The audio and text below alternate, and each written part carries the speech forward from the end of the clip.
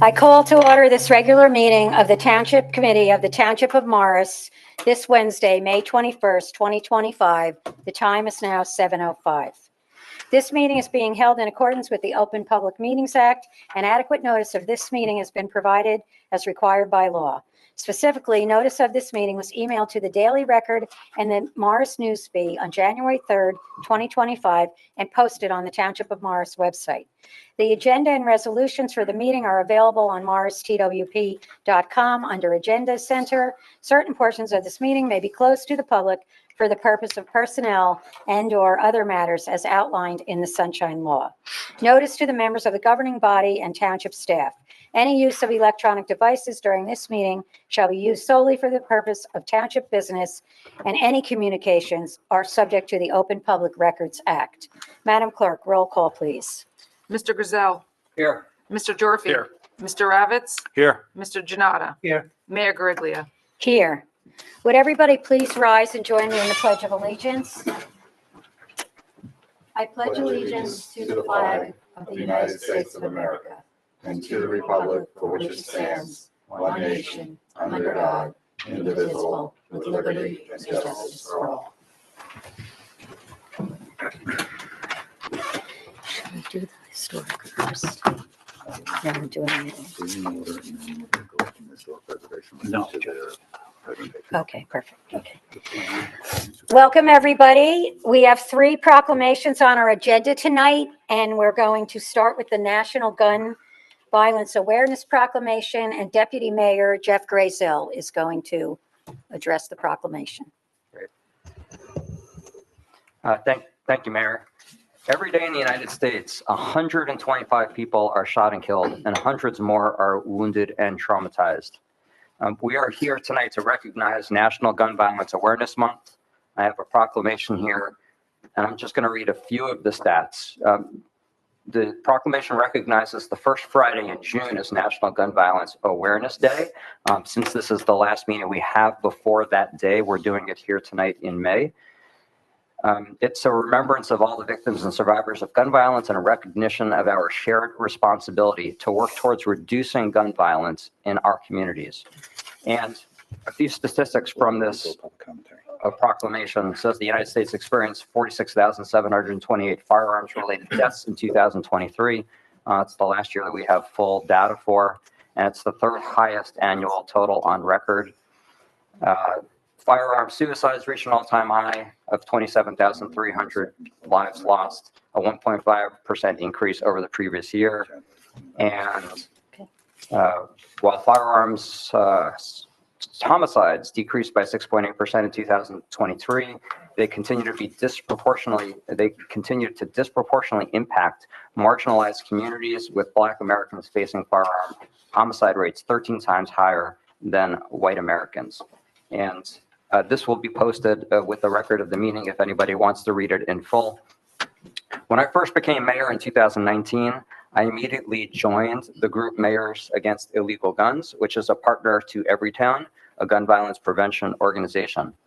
Then I started to use my voice to raise awareness about gun violence in our country. Since then, we've had numerous moments of silence here on this dais for those killed around the country. And while mass shootings and gun violence in our schools gets the most attention when it happens, it is a fact that the #1 cause of childhood deaths is now guns. But there are so many other tragedies that occur because of guns. Another example is the use of guns in suicide, as is noted in the proclamation. Guns are by far the largest method of suicide in this country. And while many people fail at committing suicide using other methods, they are almost 100% effective when using a gun. It is really, really sad. I've also tried to raise awareness about how the prevalence of guns has affected our police officers and the work they need to do day in and day out. We ask the police officers to do their job protecting our community, and we need to do more to protect them. All of us need to do our job as residents by contacting our legislators to ensure our gun regulations in New Jersey stay strong. We need strong gun storage rules, and we need a national red flag law. And lastly, I encourage everyone to wear orange on June 6th to 8th, 2025. That's the first Friday in June and through the weekend, as we noted in the proclamation here. It's to honor survivors and build community awareness with those working to end gun violence. To help us raise awareness of gun violence by wearing orange on that weekend. That can be an orange pin, an orange tie, or I like to wear my Mets orange hat. But anything orange to raise awareness about gun violence is really what we need to do. And I'll be honored to present this proclamation to the local representative of Moms Demand Action. They were sorry that they couldn't be here tonight, but I really applaud all the efforts they put in so frequently to raise awareness about gun violence in our country. Thank you, Mayor. Thank you. The next proclamation, we actually, it's the National Mobility Awareness Proclamation, but we actually, in May, we declared Morris Township in motion that our Transportation Advisory Committee puts together. So anybody who wants to join in any of those events, you can find it on the website, and it also goes out in the municipal messenger. At this time, I would like to have the chair of the Historic Preservation Commission, Carol Barkin, meet me at the podium for our next proclamation, the National Historic Preservation Month.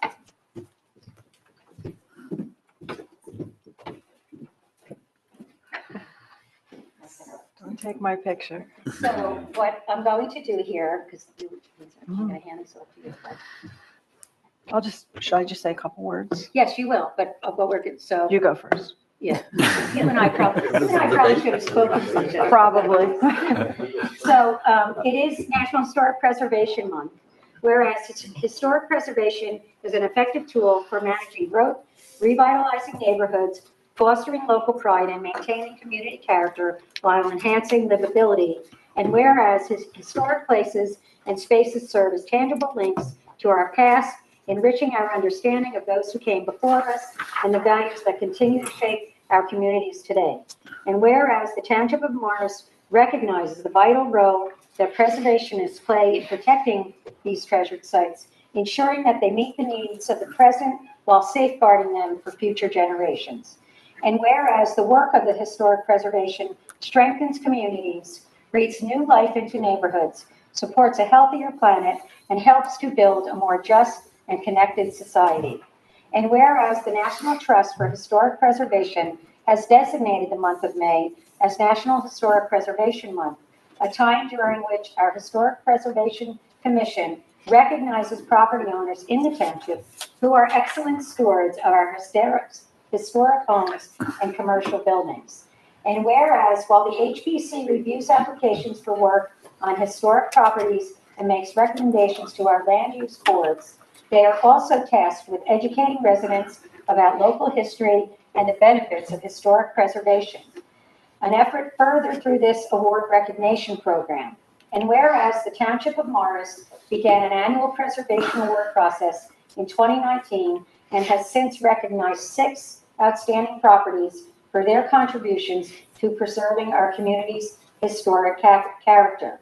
And whereas the 2025 Preservation Awards honor 2 historic residences whose owners have taken commendable steps to preserve original architectural features so that the history and significance of these properties continue to be told and appreciated. And Carol, you can now, whereas you'll announce the 2025 Okay, whereas the recipients. And 2025, okay. So our first recipients are Janet and Robert Cole. Why don't you come on up? And we have the pleasure of touring their home. Thank you. And not only is it beautiful, but they've been working and preserving it for 40 years. And it was the very first home. It was built on spec by John Dodd Canfield. It's called 11 Oaks, well worth the visit. And thank you for applying for the award and winning the award. And we have this plaque that you can put right on your front porch. Oh, it's nice.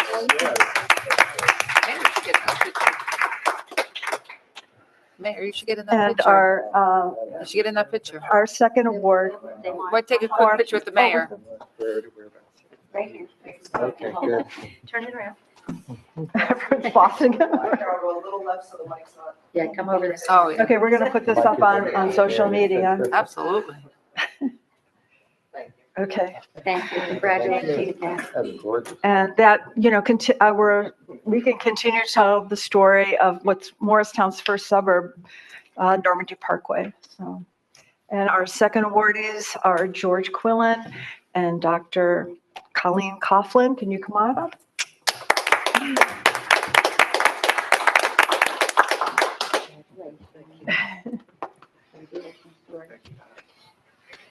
And this is your plaque. Beautiful. And you can put that up on the front door of their home, which was formerly the junior locker room for the Morris County Golf Club. It's the only thing that remains from the original 1898 or so golf club. It was saved from a fire, and it's been turned into a residence, and they've been restoring it. It would have been easier just to demolish it, or but they worked with their contractors to save. It's really interesting. In the living room, you can still see the golf cleats marks in the living room, and the contractor would say to them, just rip the whole thing out. And they said, no, we're going to keep it for posterity. And it was really a labor of love, and congratulations. Thank you. And I have been in this home, and they've done an incredible, beautiful job on the restoration. Thank you. Thank you.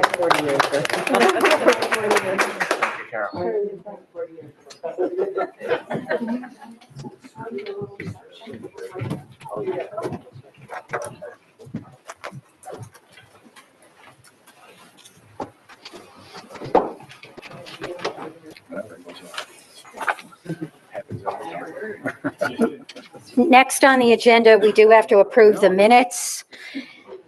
These will be the minutes of the January 22nd closed and regular meeting and the January 29th special meeting. Is there a motion to approve the minutes? So moved. Second. All those in favor? Aye. Thank you. I haven't even looked at how many participants. There are currently 5 members of the public joining us via Zoom and 1 in person. Presentation for RC. Oh, yes, I'm sorry. Hold on, I'm so put that in sorry. We have a presentation, so we would like to, Is that on there? The existing condition report? yes, we would like to have the existing condition report for 15 Jean Street presented by RCS Architects. Mr. Carlos Arredondo will present for us. Welcome. Thank you. Thank you so much. I do have copies of the presentation. I can give it afterwards, or I'm not sure if the committee wants You this. sit, you can sit too. Whatever, if you're on the podium or sit, desk, whatever you're comfortable with. Oh.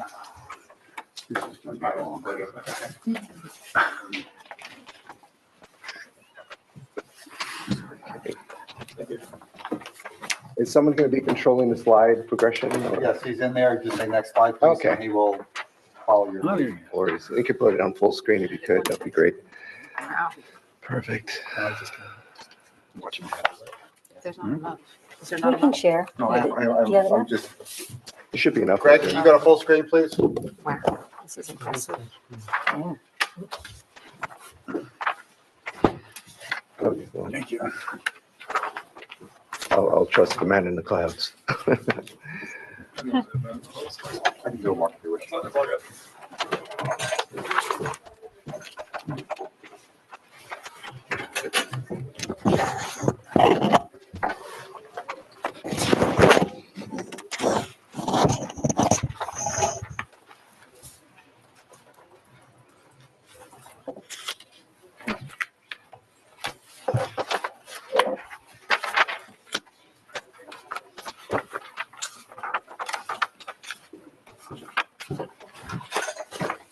So get up. Okay. Okay. All right. Well, good evening. Thank you for having us or having me. My name is Carlos Arredondo. I am a registered architect, practicing with RSC Architects in Hackensack, New Jersey. It's my pleasure tonight to present to you the assessment and renovation concept project that we have for 1515 Jean Street. This is a project that has been a vision that was provided by the county in order to take the old daycare center located at 15 Jean Street to renovate that and create a new senior community center and recreational center. So one of the things that we have done is to start to assess the building and really start to incorporate some of the programmatic needs that were given to us in order to assess the plan as it is and see how well we can fit the progression of that space into the future need of hopefully a community center for the town. So our team consists of RSC Architects, which are architects, and Whitman Engineering, who does the mechanical engineering and plumbing for us as well. We were provided with existing documents, generally speaking, for the town for this location, and we've also received hazardous materials reports and studies from ours laboratories to sort of understand where the building stands today. Right now, it is unused location. I think it's used occasionally by the police at some points for their practices. But ultimately, what we're trying to do here is inform the space with a program that we'll be revitalizing for the community. So just to overview our scope of summary that we've been tasked to do. First is verification of existing conditions. So RSC and Whitman have gone out there to that location on a couple of occasions in order to inspect the spaces and see its conditions, basically test out the bones. We've actually also had a 3D scanning company come out and scan the building in itself so that we would have proper dimensions and sort of a 3D view of the building that we could use in order to inform our report and also a future project. The assessment of the facility and building systems is a primary part of this, and then program verification and test fits. So basically taking that program that we've received from the town, sort of speak through that and also inform that to develop conceptual design plans. And then ultimately we'll report a final report with project costs and schedule of milestones of how long this will take to be built. If you can go to the next slides. You can go next. We already talked over the agenda, more or less. Next slide.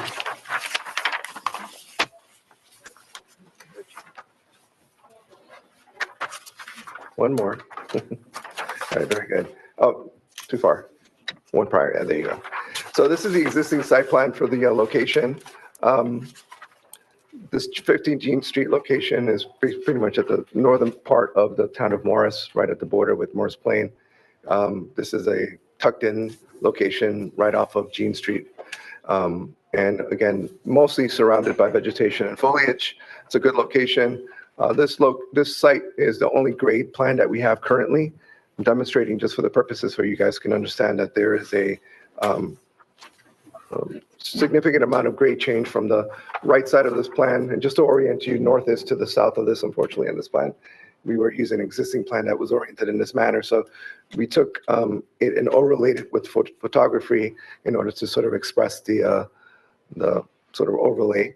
And so what we have here is existing conditions with Jean Street, which has a roundabout drop-off for this location, and existing parking right to the south of the building, and a school pack building itself, which is an L-shaped building, pretty much about a 6 to 8 packed classroom building with a small connection bridge or connection node between them, but it's really ultimately an L-shaped building with some fencing in the rear. We can go to the next page. So this is the existing condition building that we have as it's built right now. So to express the conditions of what it's made out of, so mostly brick exterior with framing. The bones of it in the center, most of the corridor is created with cement blocks and concrete flooring. The ceiling is made of a metal structure with plywood and sheathing above. So a very simple structure for a school, as it was probably back then in 1970. The classrooms themselves are divided into smaller units, which, as you can see, the ones that are on the north side of this plan have had restrooms incorporated into those classrooms. And all of these classrooms had direct access to exterior, which is probably nice at the time. And that's one of the things that we'll address when we get to the concept plan about actually securing the building, sort of closing things off. And then the entrance for this is at the south side of this building, of this plan, as shown here, where you would enter from the outside. It's a covered canopy, as you can see from the aerial view. And that's basically the administrative node where the office is and security points would have been. Right here, there's a kitchen space, which is currently in rough shape, I would say. It would definitely will need some good hand of renovation. The hazardous material report was really zoned towards the kitchen area and some of the staffing area. And I think the rest of the building itself was in good shape from a hazardous material standpoint. There is some mold and water infiltration in the roof, which will have to be addressed at that point. So one of our recommendations is definitely to look at that roof and to try to create a new structure for that. To the right of that entrance point, we would have 4 classrooms. Those last 2 large classrooms are actually have divider walls between them to separate them into smaller spaces if needed. And then on the top, again, those 4 classrooms. So this is the existing conditions of the building. And our report will basically state the fact that there's a certain amount of renovation that will be necessary in order to make this building, accommodating for the safety and the public uses. Next slide.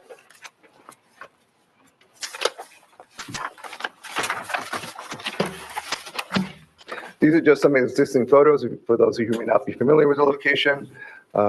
There's, again, the exterior covered walkway, some of the views inside the courtyard. There is a significant amount of issue with flooding in this location, particularly behind the building. And some of the exterior buildings foundations actually have some water damage shown. But that's something that, again, we will look to address in future renovations of this project. There's an ample field in the rear, which is good, but there are some exterior sheds and buildings that were probably used for storage, which are no longer probably in a good shape to keep. So we would probably look to remove those. Next slide. Next slide are just interior shots of the building. First one is what it looks like from the entrance. It's some mild vandalism, but for the most part, you get the sense of the building's wrapping brick that comes back into the interior. We have a view of the commercial kitchen as it looks like right now. We also have the classroom packed building, classroom views of the interior space. And of note is the bottom right, where you can see that those doors and windows are the infill panels that are pretty much consistent in most of these classrooms that we are looking to address for the renovation. Most of the fixtures in this location have been removed, but again, very dated interior design or interior finishes. And again, the corridor itself is in good shape in terms of the bones, but definitely in need of finishes and good renovation. You can go to the next slide.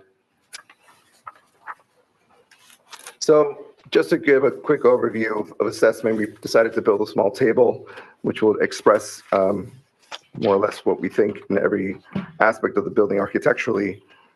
We went from a range of poor to good. There really was no excellent. So we're looking at that. For the most part, anything that's fair is good condition. Again, probably needs some type of repair. But from the building's exterior standpoint, the brick is in good shape. The roof is in generally good conditions, but all the sheds in the rear are poor condition. Rear yard, again, yard is prone to flooding, foundation damage to building. The restrooms are in need of full renovation and new fixtures. Classrooms need full renovation. The millwork that exists in the classrooms are in fair shape. I mean, they can use resurfacing. If it's a matter of cost, we probably suggest to really redo them completely. But that's something that we can look at from a budget standpoint when we get to that point. There will be needs for sinks and stuff like that in art classrooms, which we would expect we'd want to keep. So the plumbing chases there are really good to have. In fact, having so much plumbing in the building is a plus, even if though it's in poor shape. At least you have the lines getting to certain locations that makes it relatively easily to renovate, to create new spaces for water to arrive. The corridors themselves, again, new finishes and building systems throughout, as well as the support spaces. But I think for the most part, our assessment is that the building will require extensive repairs and renovations to create a safe and healthy space. As I mentioned, there's going to be a certain amount of remediation that will be necessary. The remediation is localized to certain zones, so it's not an extensive remediation. But the roof, gutter, soffits, fascia across the building will need repair. All floorings and ceilings throughout will need replacement. And there may be new building systems with this. So one of the things that we'll factor into this is all these rooms have through-wall convection systems from the outside. There's no centralized system. So if we do go for a centralized system, it definitely will have more effect in terms of what the structure will need to do. But other than that, interior walls need refinishing. All restrooms need full renovation. Exterior windows and doors need replacements. Interior doors will require new hardware refinishing or replacement. A lot of the doors are all full solid wood core doors, and I think those are valuable at times, but at times, again, we'll have to see how that works with the hardware requirements that are necessary for the space. And the kitchen will need full renovation with full equipment.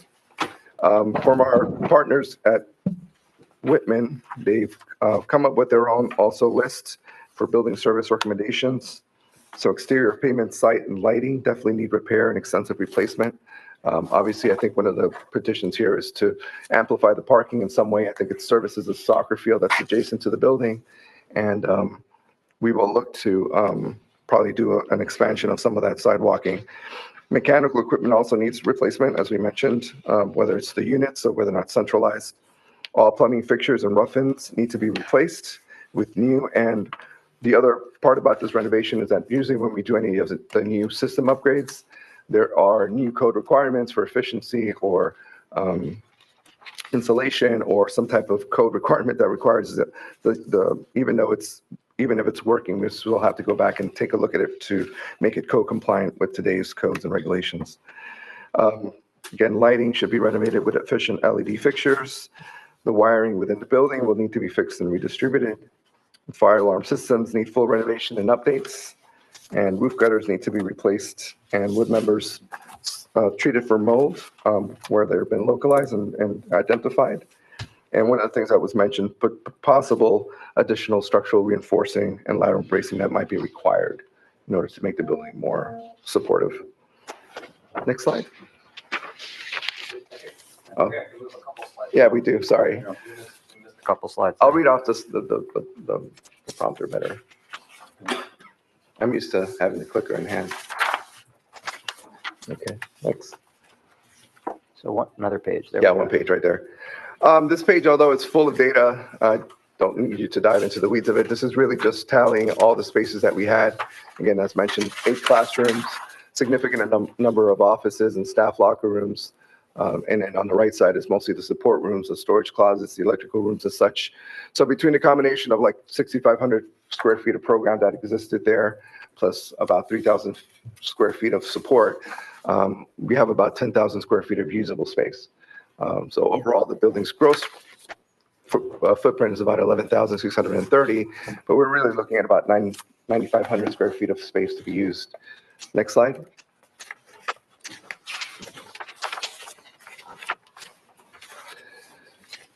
So gathering the information that we received at meetings with the committee for this project, we kind of gathered all the information as far as how much square footage, everything needed, independent of the existing spaces. And our tally comes up to about 15,150 square feet of need. Obviously, the accommodation here, the greatest one is the multi-purpose room / basketball court. This is something that we sort of looked at and said, well, what is the best use for trying to invest that space? Do we demolish part of the building and create an annex? Do we open it up and expand it in some way? And I think what we've kind of got to a point is, well, the building itself has good bones. We can probably use a good use of the building itself and take a look from the site perspective if we can just incorporate a new building.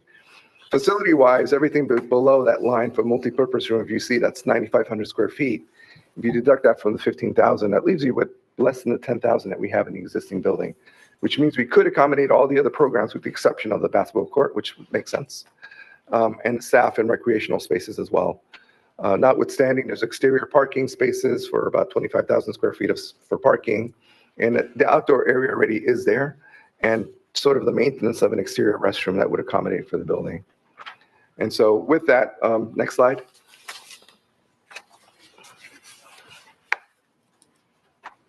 This is a initial site concept plan that we've shown together just in terms of mass.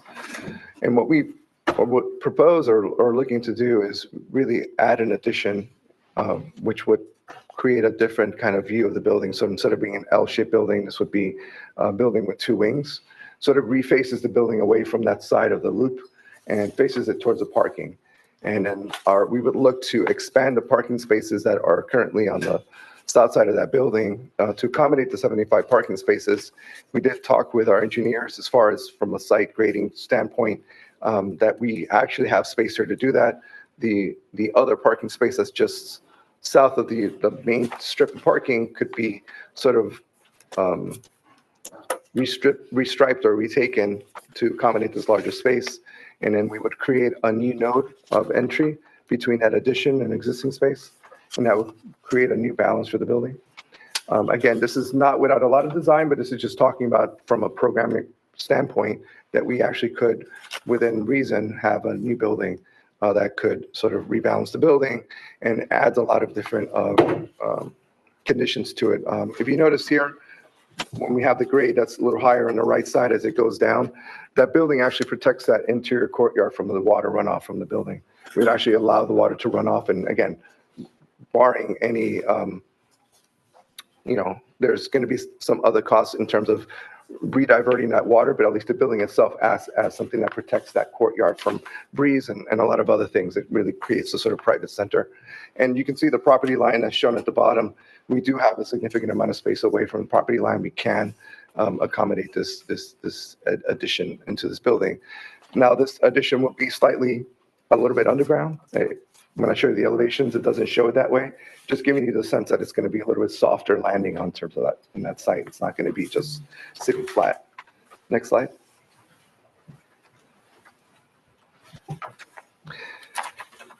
This is sort of a test fit plan. This is the test fit plan, which shows how the existing building would be repurposed, reprogrammed with the new uses. The stuff in blue is basically all the program spaces that were requested. The things that are in pink are the administrative back of house, including 2 offices for rec center offices, a larger conference room, and again, a front desk area. The things in gray, which are the service rooms, which most of them are there currently, like the kitchen, 2 electrical rooms. We would include a new maintenance office. And again, all those would have sort of clustered together. The benefit of having this winged approach is that the center space, the center mass of the building could be repurposed towards larger programs. So in a sense, when you go from one side of the building toward the other, you're getting to larger program uses. So we would look to try to keep the restrooms that are on the west side of that page in green to renovate those and use those basically for the purpose of that wing. The part that's in the center, which we're looking at as potentially being the fitness room and the lounge, would have another shared bank of restrooms. And then when you get to the last end with the addition, if you see in the corner, we've kind of reserved some space with the potential gang toilets there as well. So every portion of the building is well served. So that means that any portion of the building that wants to be cut off could also be served by its own area. The only change here that would be of something that a discussion point is that you'd end up with almost 2 points of entry. So off the parking, if you enter into this new vestibule, that'd be a great view for coming into the gymnasium or presentation area or performance area. But you'd still remain with the drop-off wing with the existing vestibule and portico cover. And, whether or not that's a point of issue for security of the location. Everything that's on the outside, all the existing classrooms that have doors to the outside, we would look to remove those doors, look to remove the sidewalks to bring back the vegetation in those areas. So you really only have these 2 points of access. And then all the spaces that are on the inside would have, the ones that are on the left would maintain their current access points to the courtyards. Again, the lounge would also have a face on that side and even spill out from the gym or the basketball court or multi-purpose room out into that courtyard, which could, again, one of the requests was for passive seating and outdoor garden spaces. Next slide.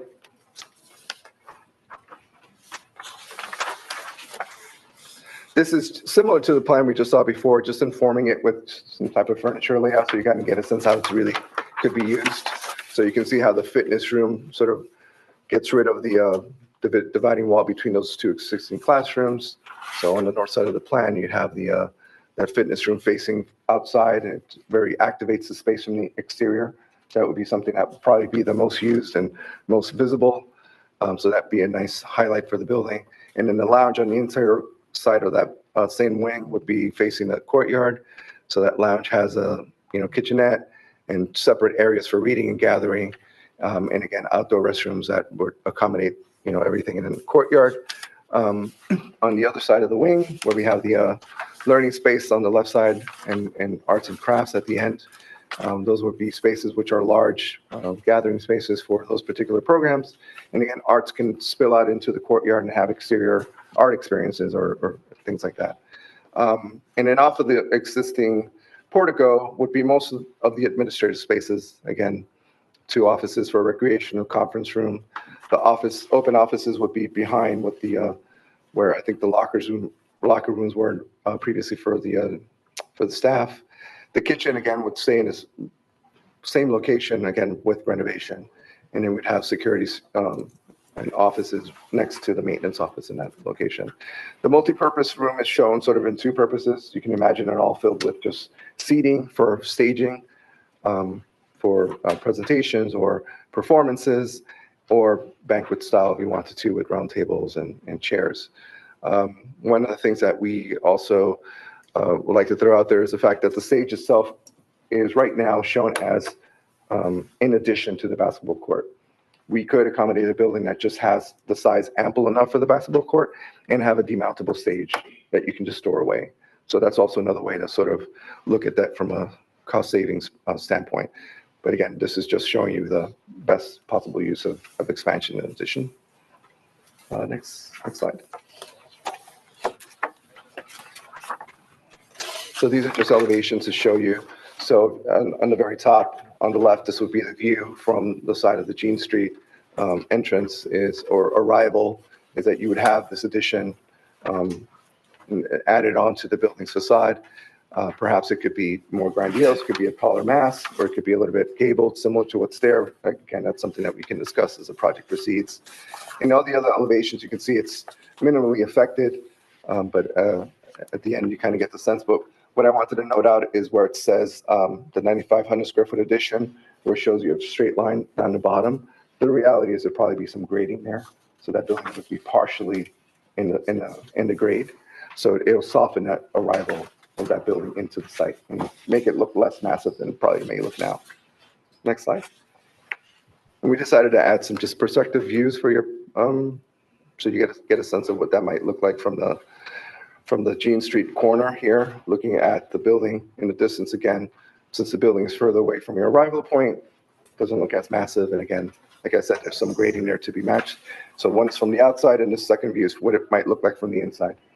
And so you see the gym to the right. And again, we can definitely look at fenestrations and lighting, and I would imagine that building having a lot more glass than it's showing right now for that purpose. All right, last slide. So in conclusion, the takeaway here is that the facility has an adequate space to meet and expand the area to meet the needs of the future community and recreational uses. So that's a good takeaway. There is significant renovation and additions that will be necessary to make the space meet the current space needs. And also, again, some remediation to apply for the safety and health welfare of the public. And of course, since this is such an old building, there might be significant renovation just to bring up the current standards and code requirements. The concept plan allows for a phased approach. So if you think of the building as the L that's existing and a new addition, definitely you could phase this project and renovating the existing building as needed, and then also tack on that project for the additional multi-purpose space when the town is ready to do so. So it's a good approach for being able to get something implemented quickly, and at the same time, if they wanted to, you can do it all together all at once. So we do have a couple of further investigations open, since I mentioned that at the owner request, we're looking into the solar energy use for this building. And we're also talking about site drainage concerns and stormwater management, which our civil is going to have to do a little bit more surveying into.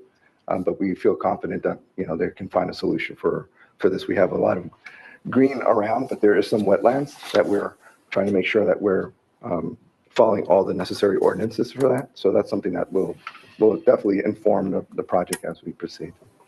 And then we'll have our final report shortly. I think we're, like I said, finding the last parts of these investigations, but for the most part, the building itself, I think is, as I said, is in a good size for us to use for your needs. And again, we'll have a certain amount of renovation that will be necessary, and hopefully in addition. So, thank you. Thank you. Any questions? Or? Anybody have questions? Committeeman Gyorfy? Thank you for putting this together. This is really exciting to see, just to see, like, especially on the concept plan, seeing how much can actually be packed into this room or into this building. There's a lot of opportunities here, and I know our Parks Department's been talking with you guys about that too, what they see. I had a few questions. The first one is, as part of this, does RSC have an estimated cost for all in on the project with everything that we're talking about? We have very rough ballpark numbers, and again, we're still putting together some of this costing. Mm-hmm. One of the issues here, obviously, civil is part of that cost, and so how much work will be needed on the site is hard to say right now, because they do need to investigate a little further, and some of that will be some guessing until we have an actual project in hand where we can actually do borings and things like that. Okay.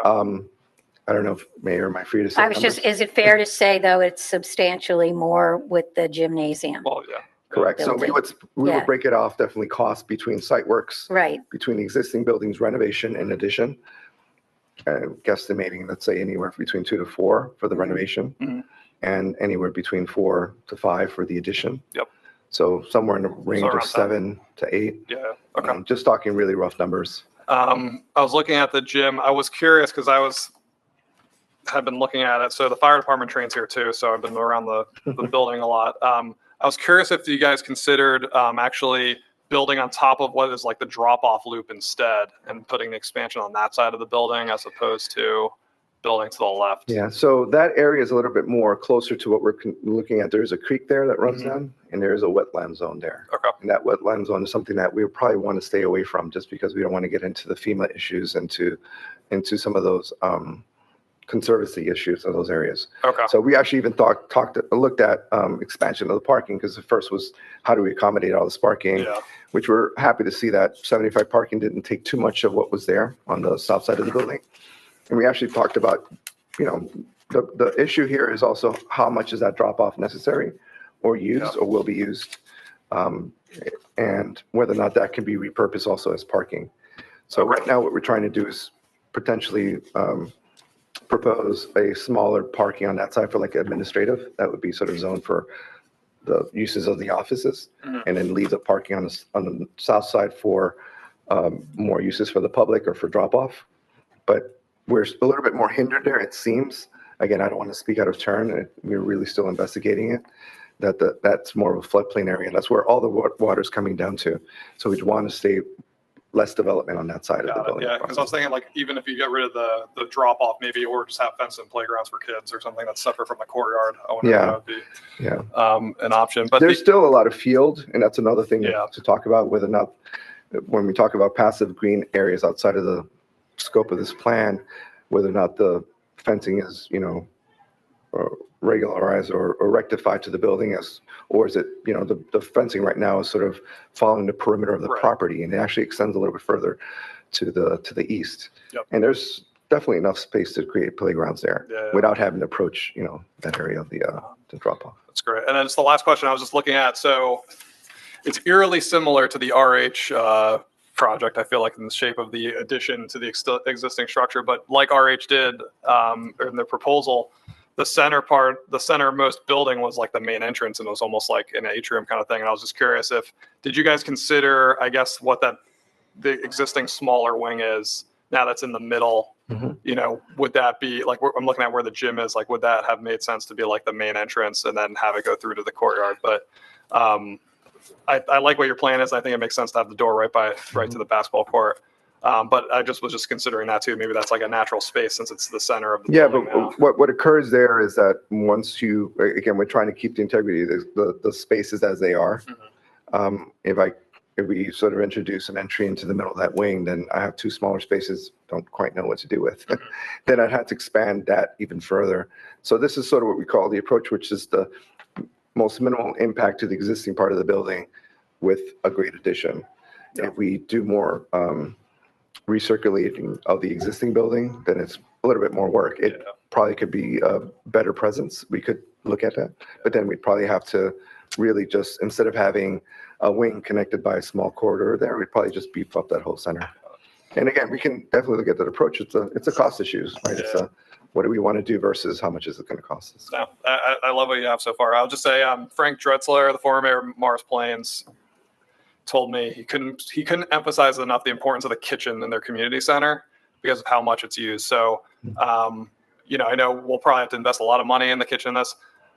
Maybe there's an opportunity down the road to have it closer to the multi-purpose room. Maybe something we have to consider down the road because it's, if there's pasta parties and events, they're probably going to want to be closer. But I think it's great. I'll turn it back to you, Mayor. Thanks. Thank you. Committeeman Jonnada? Yeah, how ADA compliant is all this? I know everything is on one floor, but is everything? That's the best thing for ADA. Everything's really on grade. Everything's level. We don't have a lot of issues in terms of being able to accommodate entry points from, handicap spaces or lots. We will have to take a look at it if we extend further beyond the building in terms of grading or anything like that, because of obviously to get up to the soccer field is ramping and other things. Yeah. As far as the building is concerned, it's good conditions. The doors are wide enough, the paths are wide enough, the corridors are wide enough. And again, the multipurpose room would definitely have its own entrance from that side. And I don't see any issues from an ADA standpoint anyway. We don't have a second floor, which is great. And when you talked about the flooding issues, the first thing I could think of is great place for rain gardens. For rain gardens, yeah. Again, I think it's a pros and cons. It's definitely, we have a runoff there, and I think if there are gardens there and it is proposed in the right time, it could be accommodated to circuit some of that water into whatever's necessary for vegetation. Yep. Right now, we always look to avoid water in buildings. That's our first concern usually. So, Okay, thanks.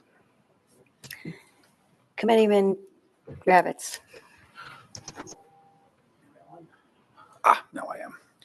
I just want to thank you, first of all, for putting this together. It's a really good first stab at this. And I realize that, you can do anything for money, and money ultimately is going to be the overriding, factor here. But I just have a couple of questions. This building, as it exists, is 1970 architecture, which probably dates back to even the 60s. So it is antiquated in its style, and from what I'm seeing from your report, pretty much the building is going to get gutted. All that's going to remain are walls. So I'm curious, did you look at, and I don't know because I'm not a builder or developer, so forgive my ignorance. Is there, a reason to raise the whole thing and then start from scratch and just kind of keep the plumbing and whatnot? And this way we can build something with a modern look and, that can really be a showpiece, or just, where the marching orders just to use the existing walls and, because I'm looking at the elevations and, again, it's a great first pass, and a lot of work needs to be done as we fine tune it. But is there, is raising the building just off the table and starting from scratch? It really is. You guys tell us. It's a money issue. Usually when we work with townships or municipalities or public works, we usually try to be cautious of the fact that money comes in at certain streams and it doesn't, right? So right. I think what we saw first was like what would be the best phased approach, because again, you'd be able to do, as money comes in, do what you need. That's how we typically would do it. Obviously, if all the money's there, you could actually do whatever Right, you wishful want. thinking.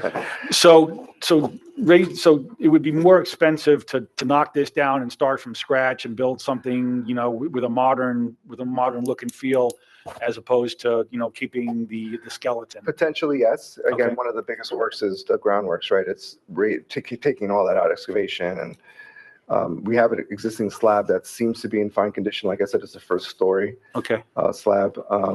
Again, we haven't done a full investigation. This is just looking at the bones. The exterior is a combination of both brick and infill framing, but it seems like that brick could be raised higher if you wanted to sort of modify the roof line of this, instead of having it to be gabled, for it to be pitched on one right, side. you can do anything. And with the have more elevation. clear story windows. There's enough bones there that I think that the argument could be made that we don't necessarily have to raise it. But again, I think that you would probably look at a little bit more incremental costs Okay. for raising. Okay, moving along, were there criteria given to RSC for sizes for certain rooms, or you're just working like for square footage? I'm looking at your program layout, Yep. concept plan, and I see there, you have your square footage for certain rooms, conference rooms, things like that. Was that something that you were told to do, or is it something that you come up with your concept yourself and say this is what would Yeah, be we were good? given sort of a program need. So sometimes it would say we need 20 people, which we can infer a certain amount of square footage. Sometimes we were given totals in terms of how much people want to accommodate for like the classrooms or learning classrooms. I think there were like 20 persons, right? Same thing with the gym. We were told 250 person capacity for any kind of presentation. Right. But when you compare that to the fact of a basketball need, the basketball gym is much more greater than the 250 person. You can probably fit 400, almost 500 people in that kind of size of a gym. So we're kind of folding in needs as we were given. So yeah, we kind of inferred square footages based on capacity that we were told. Okay. Also, I'm gonna guess, but I don't want to be sure. One of the things that we would like is like a seniors area. We're pretty much out of space in this building, and we can use the conference, the room that's on the other side of this wall for offices. Is anything in here would be considered like a senior center? Or? As a dedicated, I think most of these spaces are meant for the general use. It could be definitely programmed spaces, meaning like the learning space could be accommodated from certain hours for certain things and certain hours for other things. I think we did talk about the fact that there is a sort of ebb and flow with the structure throughout the day of Yes. who will be using it. Uh-huh. So the idea is to maximize that use. So things like the lounge, things as a fitness center, we don't see it as exclusively senior center, Okay. but again, A shared space, but at shared least a space. place that, Yeah. seniors can meet when they do meet There's and have several. their. There's several. and Okay. again, that could Several be something spaces where that's they part can of the meet. program Okay. of the space, how you say from 8 to 5 during the day, this is this, and then the evenings you could have other kind of, That's all. Okay. Yeah. All right. I think that's pretty much it. I think, in terms of the elevations and, the final look, just to keep it from looking like it's something out of 1965. I mean, that's, again, anything for Yeah. money. But I think this is a great first crack at it. And I kudos to you guys for coming up with a really good first half. Thank you. Deputy Mayor, you have questions?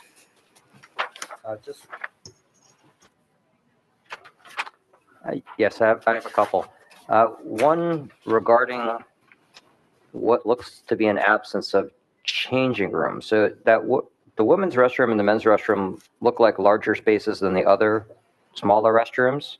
Are those meant to be accommodating people who need to change into and out of basketball uniforms, for example? We did not accommodate locker rooms, or we could look at incorporating that into the multi-purpose room if necessary. But again, it sounded like this was more of a transient sort of recreational use, meaning you arrive and you leave.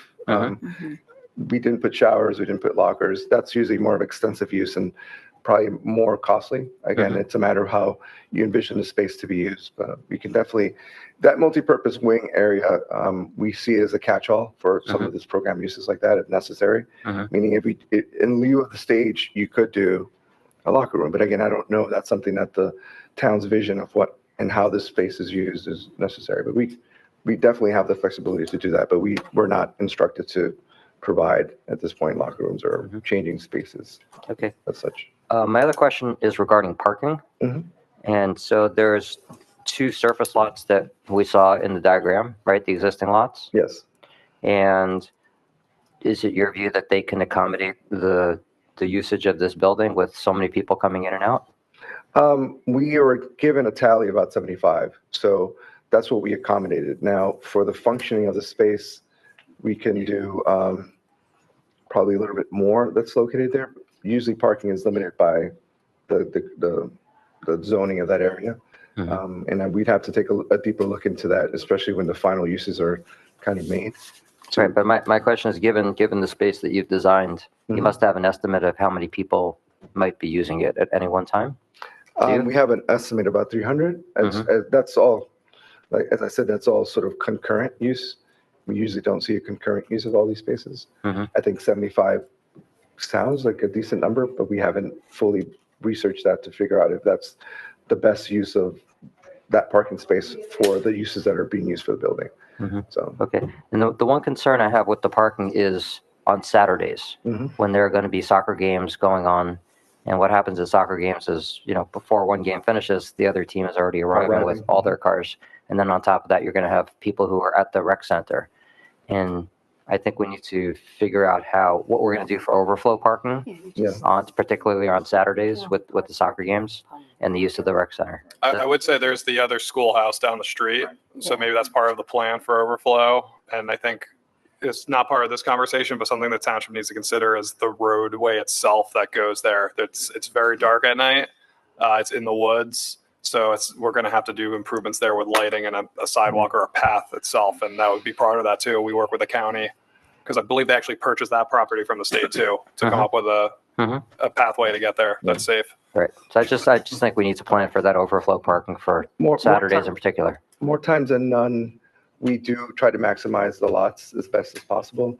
Usually you just find that you're just maximizing because we have, again, issues with wetlands, for example, as I mentioned here. So there's actually right north of that parking lot or south of that plan that I showed, there's actually another wet zone that we're trying to avoid.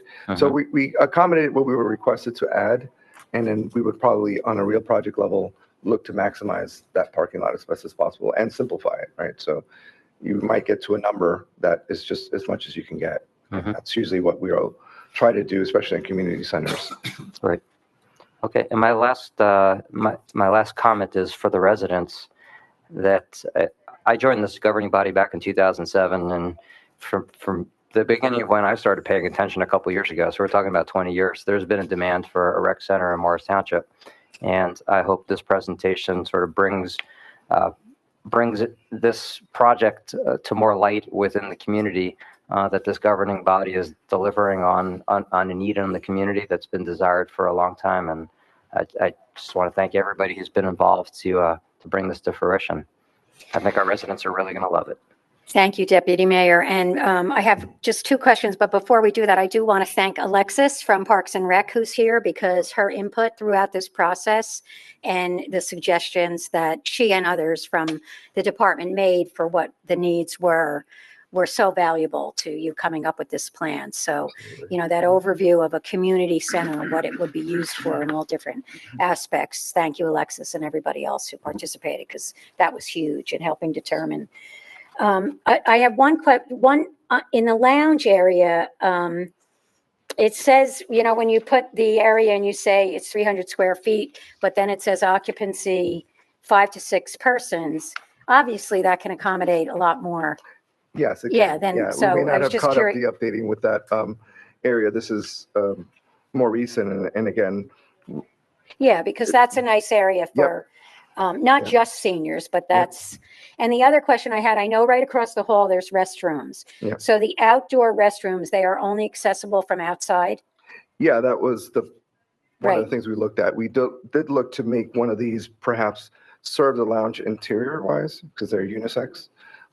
So one outside facing and one inside facing might serve sort of both functions where you can have one from the lounge and not have to go outside if you wanted to use that Oh, okay, restroom. because, I mean, They're maybe both I'm right not now to the reading it exterior. correctly. It looks like they're both just Correct, yeah. outside, We're but looking again, to turn that around to make one Yeah, serving the yep. inside and one serving the outside. okay.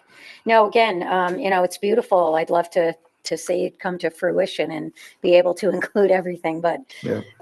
I know that's going to take a while longer, and we do want to get it done, or at least the first phase and the initial building sooner rather than Absolutely. later. So appreciate you being here, and thank you again. You've done a great job, and we appreciate it. And we all look forward to when we can have a ribbon cutting and let everybody enter that building. Thank you very much. Any calls? All right. Thank you.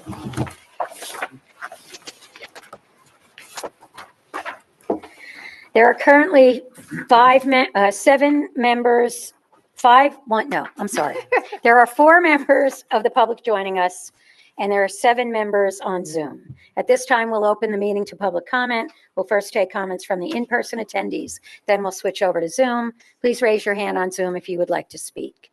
Please state your name and if you are a resident or non-resident for the record before speaking. And please note that comments are limited to 5 minutes per speaker. If you have questions you would like answered, your remaining time to speak will be yielded back for this purpose. Is there a motion to open public comment? So moved. Second. All in favor? Aye. Is there anyone here in person who would like to make a comment? If not, we'll go to Marlene Memmer.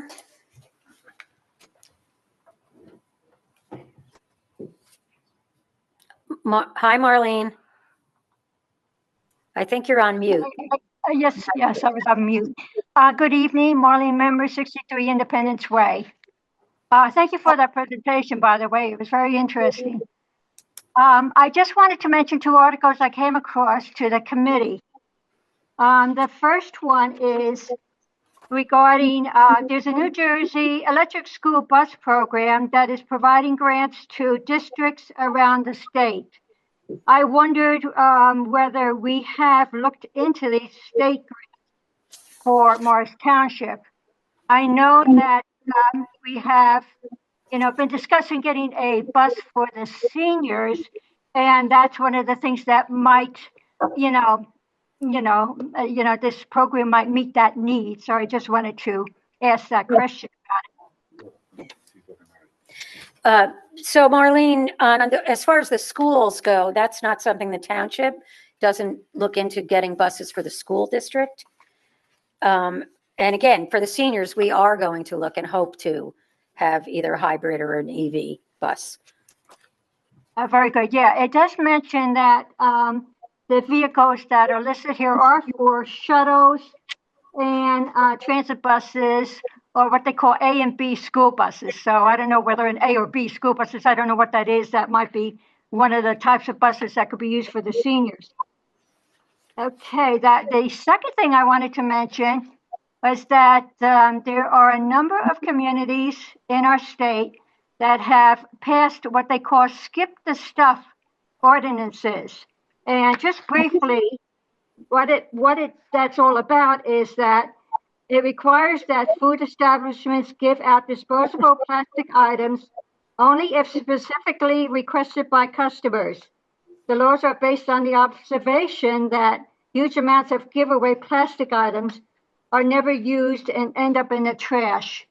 Is this something that we could get a ordinance started in Morris Township for? They mentioned in the article to consider, asking the town, your town, or the Environmental Commission, because we have one, to get one started. So I was just wondering if that's something that we could look into. Committeeman Jonnada, has that discussion come up on the Environmental Commission at all about plastics being given out if people really don't need them? Not so far. I mean, that discussion will be there, but I mean, not the latest. Yeah, Mrs. Member, we don't have too many takeout facilities in the township. I will tell you, I've been places and they do ask me at times, they say, do you want, the silverware packet, the plastic, or even a plate and if I don't need them, I say no. So I would hope that, people were doing that if they didn't need them and don't take them and then just toss them out, but. I agree with that because, I think that, they have been mentioning something like that, but this goes a little bit further than that, I guess, because a lot of times these things are just left out on a counter to be taken out, and this is going a little bit further. The article I read does have a model of an ordinance. So if Mr. Jonnada is interested in it, I could send him the thing to Sure, that'd be great. on to, yes, to see what it is what the ordinance actually says. So, okay, those were the two things that I was inquiring about tonight. Thank you very much. Thank you. Seeing no other hands raised and nobody here in public that would like to speak, is there a motion to close the public session? So moved. Second. All in favor? Aye. We now have ordinances for public hearing and adoption. This evening, there are 9 ordinances scheduled for public hearing and adoption. Madam Clerk, please read the title of ordinance 11-25 into the record, after which we will open the public hearing. Ordinance 11-25, an ordinance of the Township of Morris, County of Morris, concerning salaries for non-union personnel. Note, update salary range for non-union personnel. We will take comments from in-person attendees first and then switch over to Zoom. Please virtually raise your hand in Zoom if you would like to speak. May I have a motion to open the public hearing on ordinance number 11-25? So moved. Second. All in favor? Aye. Aye. Marlene, you still have a hand raised. Do you have a question?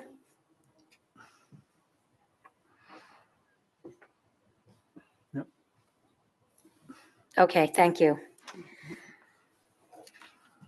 Seeing no other members of the public wishing to speak, will someone make a motion to close public comment? So moved. Second. All in favor? Aye. Aye. May I have a motion to adopt ordinance number 11-25? So moved. Second. Any discussion? Madam Clerk, may I have a roll call vote? Mr. Ravitz. Yes. Mr. Grayzel. Yes. Mr. Gyorfy. Yes. Mr. Jonnada. Yes. Mayor Griglia. Yes. I, Donna J. Guariglia, Mayor, declare ordinance number 11-25 approved and adopted, and direct the Township Clerk to publish proper notice thereof in the official newspaper. Madam Clerk, please read the title of ordinance 12-25 into the record.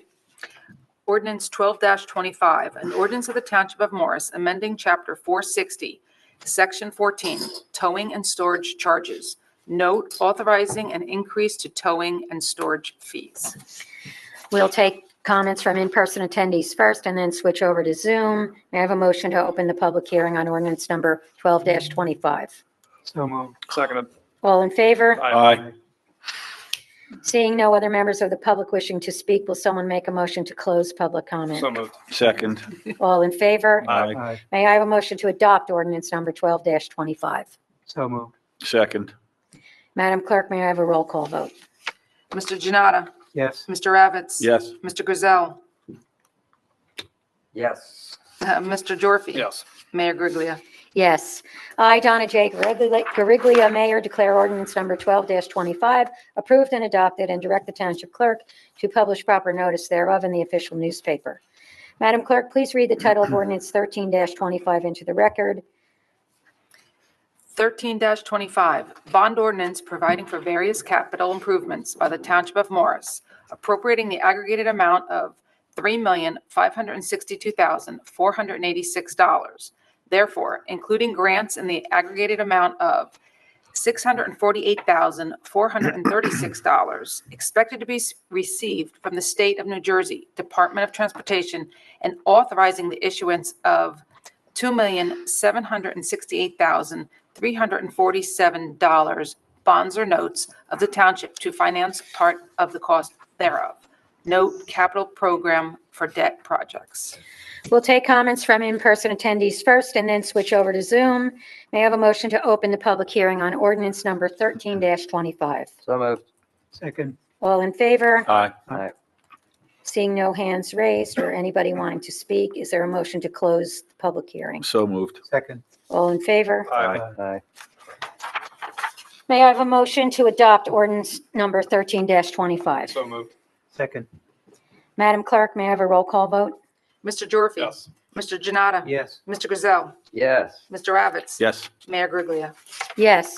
I, Donna J. Guariglia, Mayor, declare ordinance number 13-25 approved and adopted, and direct the Township Clerk to publish proper notice thereof in the official newspaper. Madam Clerk, please read the title of ordinance 14-25 into the record.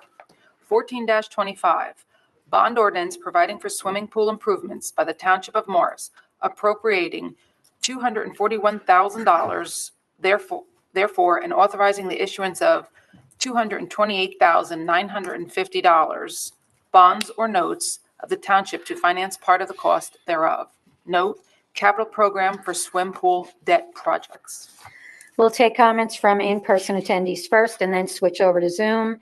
May I have a motion to open the public hearing on ordinance number 14-25? So moved. Second. All in favor? Aye. Seeing no members who would like to speak, will someone make a motion to close the public comment? So moved. Second. All in favor? Aye. May I have a motion to adopt ordinance number 14-25? So moved. Second. Any discussion? Madam Clerk, may I have a roll call vote? Mr. Ravitz. Yes. Mr. Jonnada. Yes. Mr. Grayzel. Yes. Mr. Gyorfy. Yes. Mayor Griglia. Yes. I, Donna J. Guariglia, Mayor, declare ordinance number 14-25 approved and adopted, and direct the Township Clerk to publish proper notice thereof in the official newspaper. Madam Clerk, please read the title of ordinance 15-25 into the record. 15-25, bond ordinance providing for various sewer capital improvements by the Township of Morris, appropriating the aggregated amount of $2,302,500. Therefore, and authorizing the issuance of $2,187,375 bonds or notes of the Township to finance part of the cost thereof. Note, sewer capital fund balance projects. We'll take comments from in-person attendees, and then we'll switch over to Zoom. Is there a motion to open the public hearing on ordinance number 15-25? So moved. Second. All in favor? Aye. Seeing no members of the public wishing to speak, will someone make a motion to close public comment? So moved. Second. All in favor? Aye. May I have a motion to adopt ordinance number 15-25? So moved. Second. All in favor? Aye. I'm sorry. No.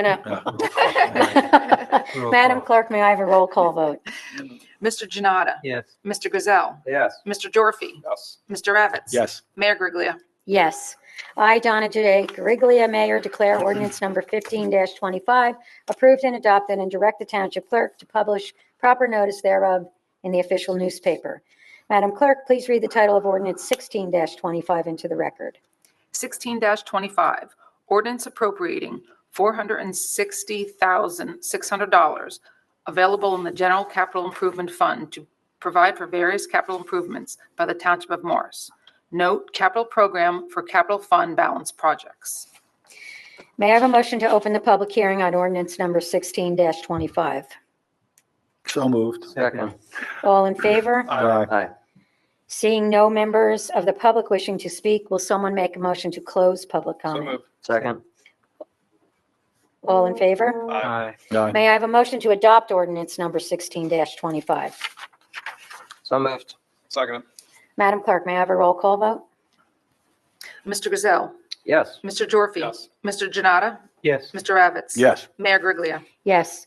I, Donna J. Guariglia, Mayor, declare ordinance number 16-25 approved and adopted, and direct the Township Clerk to publish proper notice thereof in the official newspaper. Madam Clerk, please read the title of ordinance 17-25 into the record. 17-25, ordinance appropriating $1,560,050 available in the Sewer Utility Capital Improvement Fund to provide for various capital improvements by the Township of Morris. Note, sewer improvements using Sewer Utility Capital Fund. May I have a motion to open the public hearing on ordinance number 17-25? So moved. Second. All in favor? Aye. Aye. Seeing no hands raised and no one from the public wishing to speak, is there a motion to close public comment? So moved. Second. All All in favor? Aye. May I have a motion to adopt ordinance number 17-25? So moved. Second. Madam Clerk, may I have a roll call vote? Mr. Grayzel, Yes. Mr. Jonnada, Yes. Mr. Gyorfy, Yes. Mr. Ravitz, Yes. Mayor Griglia. Yes, I, Donna J. Guariglia, Mayor, declare ordinance number 17-25 approved and adopted, and direct the Township Clerk to publish proper notice thereof in the official newspaper. Madam Clerk, please read the title of ordinance 18-25 into the record. 18-25, ordinance appropriating $100,000 available in the Parking Utility Capital Improvement Fund to provide for security cameras improvements for the Convent Station parking area by the Township of Morris. Note, funds security camera upgrades at Convent Station. May I have a motion to open the public hearing on ordinance number 18-25? So moved. Second. All in favor? Aye. Seeing no one, no hands raised, and no one from the public wishing to speak, will someone make a motion to close the public comment? So moved. Second. All in favor? Aye. May I have a motion to adopt ordinance number So 18-25? moved. Second. Madam Clerk, may I have a roll call vote? Mr. Gyorfy, Yes. Mr. Ravitz. Yes. Mr. Grayzel, Yes. Mr. Jonnada, Yes. Mayor Griglia. Yes, I, Donna J. Guariglia, Mayor, declare ordinance number 18-25 approved and adopted, and direct the Township Clerk to publish proper notice thereof in the official newspaper. Madam Clerk, please read the title of the last ordinance into the record. 19-25, ordinance appropriating $314,500 available in the Open Space Trust Fund to provide for various open space improvements by the Township of Morris. Note, funds open space improvements through the Open Space Trust Fund. May I have a motion to open the public hearing on ordinance number 19-25? So moved. Second. All in favor? Aye. Aye. Seeing no hands raised or nobody from the public wishing to speak, is there a motion to close the public comment? So moved. Second. All in favor? Aye. May I have a motion to adopt ordinance number 19-25? So moved. Second. Madam Clerk, may I have a roll call vote? Mr. Ravitz. Yes. Mr. Gyorfy. Yes. Mr. Grayzel, Yes. Mr. Jonnada, Yes. Mayor Griglia. Yes, I, Donna J. Guariglia, Mayor, declare ordinance number 19-25 approved and adopted, and direct the Township Clerk to publish proper notice thereof in the official newspaper. We have one ordinance for introduction on tonight's agenda. Madam Clerk, please read the title of ordinance 20-25 into the record. 20-25, an ordinance of the Township of Morris, authorizing the execution of a water main easement agreement with the Southeast Morris County Municipal Utilities Authority. Note, water main easement agreement for 15 Jean Street. May I have a motion to introduce ordinance 20-25? So moved. Second. Is there any discussion or questions? Madam Clerk, may I have a roll call vote? Mr. Jonnada, Yes. Mr. Grayzel, Yes. Mr. Gyorfy. Yes. Mr. Ravitz. Yep. Mayor Griglia. Yes. The public hearing and final consideration and adoption of ordinance 20-25 will be held at the next regular Township Committee meeting on Wednesday, June 18th at 7 p.m. We have 16 resolution on tonight's agenda. Committee member Gyorfy will recuse himself from resolutions 120-25, 121-25, and 122-25 due to his role in the fire department. May I have a motion to approve resolution numbers 115-25 through 119-25 and resolution numbers 123-25 through 130-25 by one motion? Mayor, I have a question Yes. first before we move Yep. forward. In the document that I have, Resolution 128-25 has blanks in it. Are we going to fill in those blanks? They're on the actual ordinance itself. It should be. Okay. You go back in from, Look at that was from the your, auction this afternoon. Okay, so can you just announce those to the public since it's Sure. part of the record? Thanks. They're up on the website also.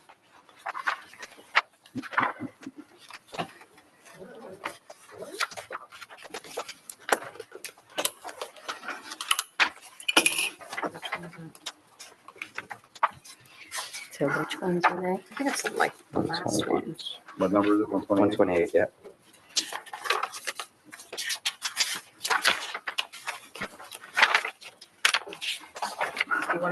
So it's near the back.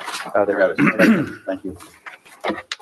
So today we did a reverse energy auction for missile electric supply for the township. We are recommending the award of a contract to AEP Energy Incorporated for a 24-month period at a rate of 0.10713 kilowatts as the cost for the energy for the next 2 years. And then that is throughout the rest of the ordinance. I'm sorry, rest of the resolution. Thank you. You're welcome. And Mayor, if we could pull 125-25 for a separate discussion? 125-25? Yes. Not 129. 25. Did you want- Oh, I'm sorry. Did you I'm want to talk sorry, about 129. I'm sorry. I was looking at the wrong one. Just 129-25? Yes, thank you. Thank you, Deputy Mayor. Okay, so then what we'll do first is we'll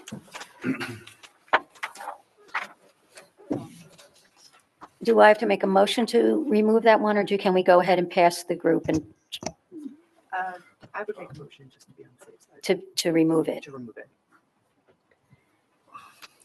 Is there a motion to do 129-25, the resolution separately, Correct, to pull it. to pull it separately for Yes, I discussion? move that. Is there a second? Second. All those in favor? Or No. is that a roll call vote? No. No, okay. Did Okay. we voice vote the other block? No, not Resolution? yet. Not That's yet. what, that's why I didn't know, should I pull it first and then are we still gonna, if there's any others we want to pull out, we should do it now. And then we can vote on the others. So hearing there's no other resolution we want to pull out, Right. So I'll move that we move resolutions 115 through 119 and 123 through 128 as a block. And And 130. and 130-25. And 130, yes, and 130. Is there a second? I'll Second. second that. Madam Clerk, may I have a roll call vote? Mr. Grayzel, Yes. Mr. Ravitz, Yes. Mr. Gyorfy. Yes. Mr. Jonnada, Yes. Mayor Griglia. Yes.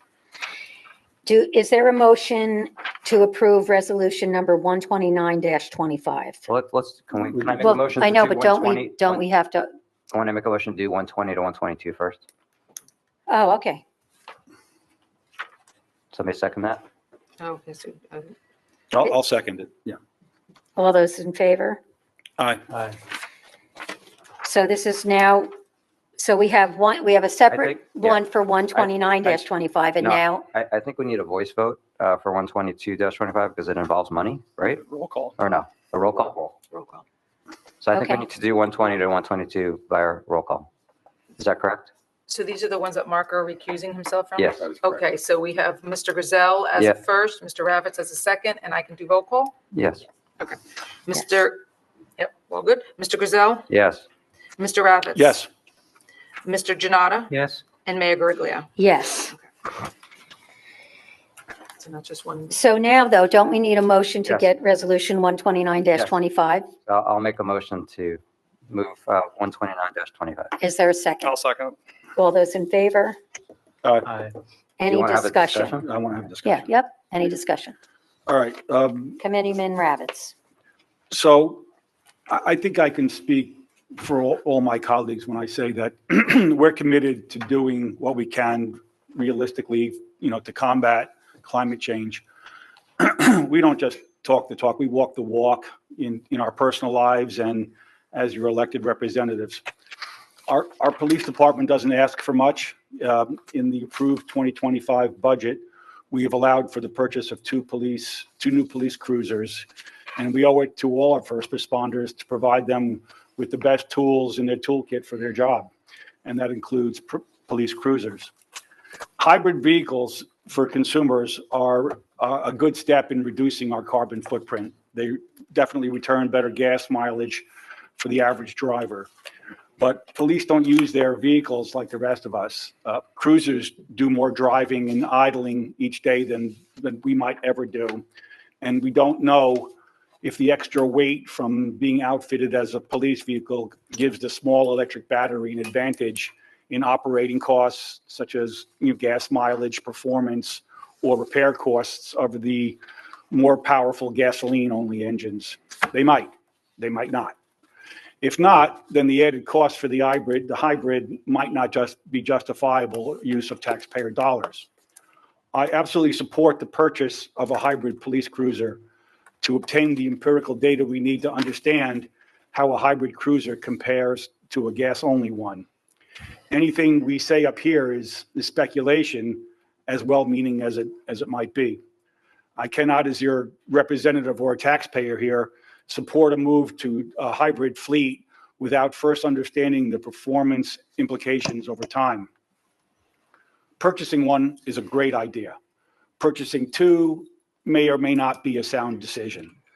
Having stated all this, I'd like to make a motion to purchase one hybrid and one gasoline-only cruiser. If the hybrid makes sense, then we can, in a matter of a few years, move to a predominantly hybrid fleet. If not, we won't have spent the money on a vehicle that doesn't meet the needs of our officers. And I urge my colleagues to consider this amendment to the resolution. Mr. Ravitz, may I ask a question? Sure. By your motion. What is the rationale for buying one gas-powered one hybrid when we already have probably 10 to 15 gas-powered patrol car police interceptors to compare? There's an extra cost for the hybrid vehicle. And we don't Is know how they there? perform. Because the resolution for the gas-powered interceptors was $103,000, and tonight's resolution for the hybrid is less than that. It's $102,000. So where's the added cost to purchase? From what I was told, that the hybrid vehicles cost more than the gasoline-powered. The resolution on the agenda on Friday for the gas-powered was not to exceed of 103. Tonight's is 102 and what, 500 and change? Yeah. Okay, so understanding that they're very similar in cost. Okay, thank you for making me aware of that. We still don't know the performance. We do. You can look it up online, and I'll read it to you right now. Go ahead. Switching the hybrid system of police interceptors, which have probably been on the market for over 5 years, can save approximately $17,500 over the 6-year lifespan of the car. It actually, Ford, the manufacturer of the vehicles, specifically cites idling times of police cars as to why it's beneficial, because it just runs on the battery rather than running on gasoline for all the hours the police cars idle on. It'll save the amount of gallons that would save would be 838 gallons of fuel per year per vehicle. So the information's out there. I don't understand why we need to test on our own when the data is there. I'd also remind the members of this governing body, not all of us were on the governing body, but many of us are, including you, Mr. Ravitz, in 2022 in April, where we all agreed to the resolution saying we would buy hybrid or electric vehicles when feasible. This is very feasible. Oh, we're following our policy here. Absolutely. We're following. So I don't understand why we're trying to delay this to study it when the information's there. The cars are actually faster with the electric batteries. The torque in the car, the interceptors accelerate faster than the gas-powered ones because of the batteries. Okay. So the information's there. I don't know why we're trying to close ourselves off to the data that's there from the manufacturers, from the people who test these things, and to then renege on a policy we ourselves set 3 years ago. There's no way that I'm against the policy of But you are, because you're trying to get us to not buy the hybrids. No, I'm just trying to get us to understand what the costs are for our, the long-term costs are for our town. We don't have that data. You're reading some data, which is very interesting. Interesting. It's from the manufacturer. Well, I mean, manufacturers say a lot of things about their products. Nonetheless, it's not a terrible idea to buy one and see how it performs, because we buy police vehicles every year. So one vehicle versus two over the course of changing over our fleet, which I fully support. Should the hybrid vehicle be, as the manufacturer suggests, a better deal than a gasoline powered, I'm all for it.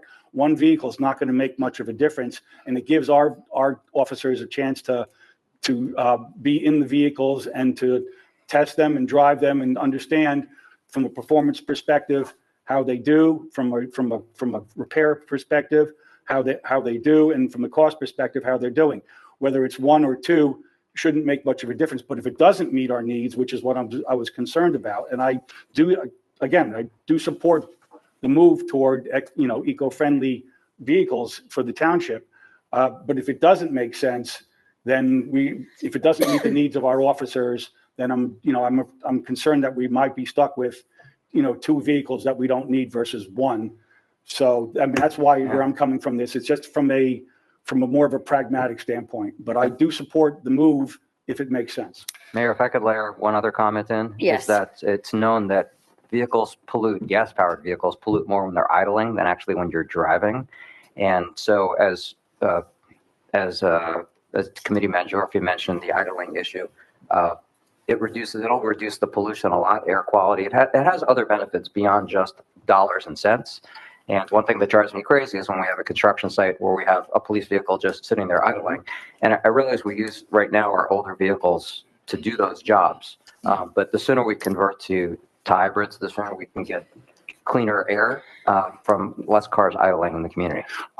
From what I know, and I've driven hybrid cars a number of times, the battery is small. I don't know how it compares to modern police vehicle batteries, but in a hybrid vehicle, when you're idling, you can, if you're running air conditioning or the electronics that are going to be in the police vehicles, that's going to suck up a lot of the battery power, and then it switches back over to gasoline. So yes, there will be times when you will be able to idle, but a passenger car might be able to idle for 2-3 minutes before going back to gasoline, whereas a police vehicle, which going to be drawing a lot more power from the battery, might only go 30, 40 seconds, 50 seconds.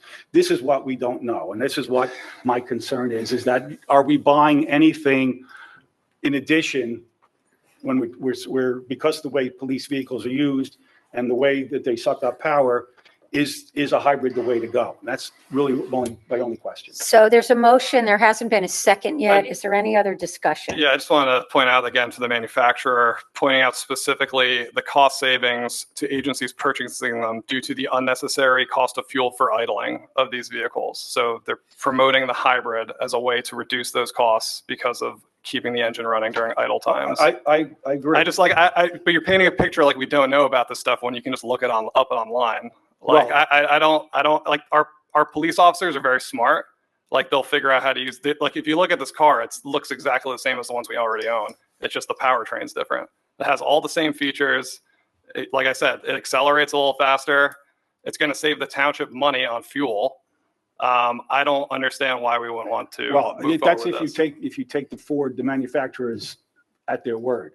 I tend to believe that based on my years of experience, manufacturers aren't always right with their specs. All of our other interceptors are Ford anyway. So if you don't trust them, then why trust them for the gas-powered specs too?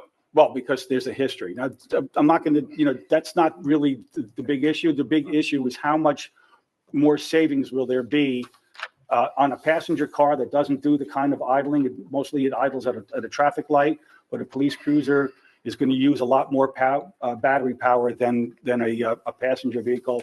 And how much savings are we really going to see? That was my only concern.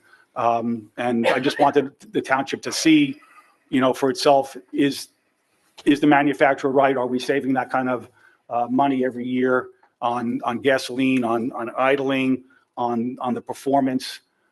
Is it real?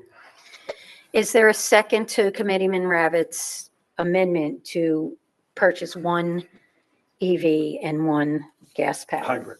Hybrid. I'm sorry, hybrid and one gas.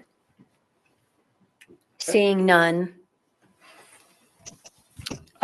Mayor, can I just provide one Yes, additional yep. comment before we vote? I'll just note that the resolution we passed back in 2022, setting this policy, we note that we support the state of New Jersey's goal to achieve clean energy by 2050. A key component of the state's clean energy initiative is to encourage municipalities to transition their municipal fleets to electric vehicles. And through the support of this resolution, the township supporting switching to electric and hybrid vehicles because it contributes to our municipality's commitment to sustainability, and it is in the best interest of public welfare. And the adoption of the resolution supports the state of New Jersey's goal to reduce air pollutants and greenhouse gas emissions from the transportation sector as outlined and supported by various programs, including the 2019 Energy Master Plan, as well as it being consistent with Morris Township's own environmental action plan. So I think it's an easy decision for us to make. I think it's time to start transitioning. Just to your point, I support the municipal fleet. The municipal fleet that we have in the township is so much more than the police department.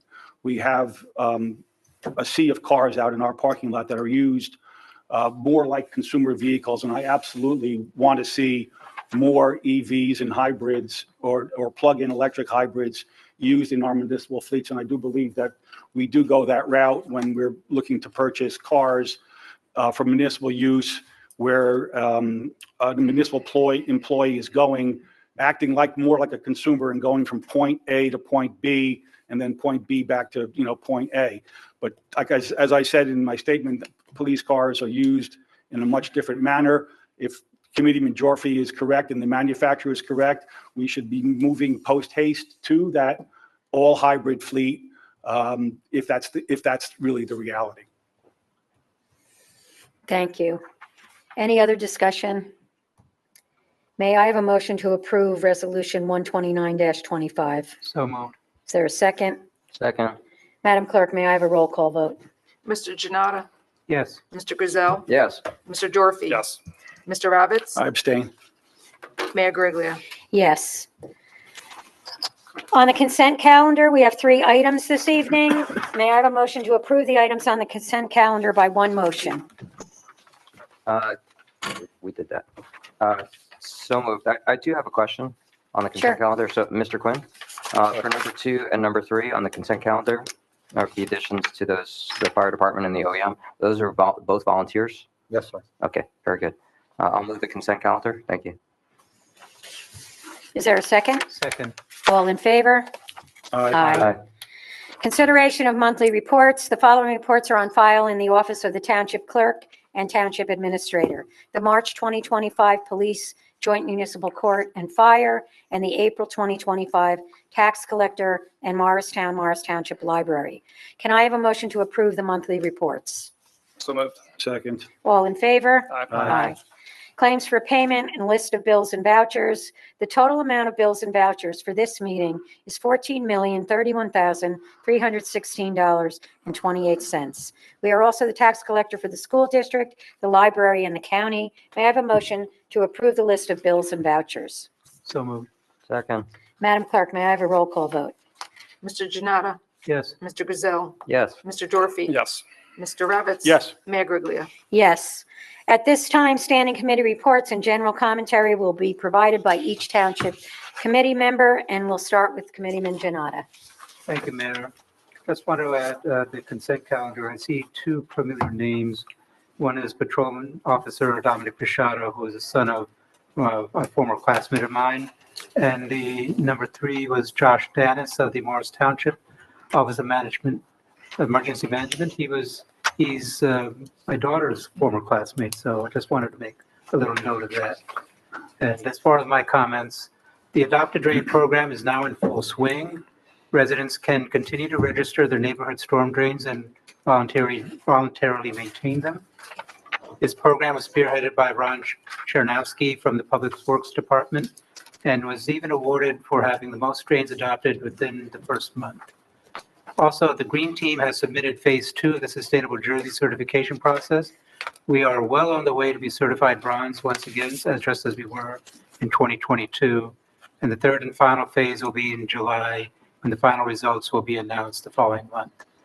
We are also laying the groundwork for achieving the silver certification in subsequent years. And TAC has inaugurated another year of Morris Township in Motion with a bike ride beginning at redeveloped Southgate Parkway and going around the Loanica Loop. Further walks and bike rides will be forthcoming during the course of the spring, summer, and fall as we get the chance to learn more about our local parks and neighborhoods. And I encourage our residents to take part of this because we've been doing it. It's a very fun activity.